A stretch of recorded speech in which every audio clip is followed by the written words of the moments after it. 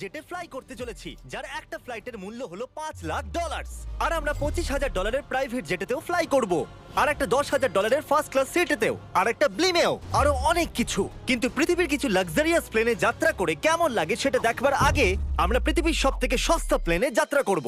এর অবস্থা খারাপ। এই নাও $1। আমি খুবই নার্ভাস। তোমার নার্ভাস হওয়ার কোনো দরকার নেই, আমি হাফ ডজন বার এটা করেছি। আপনি এটা 6 বার করেছেন।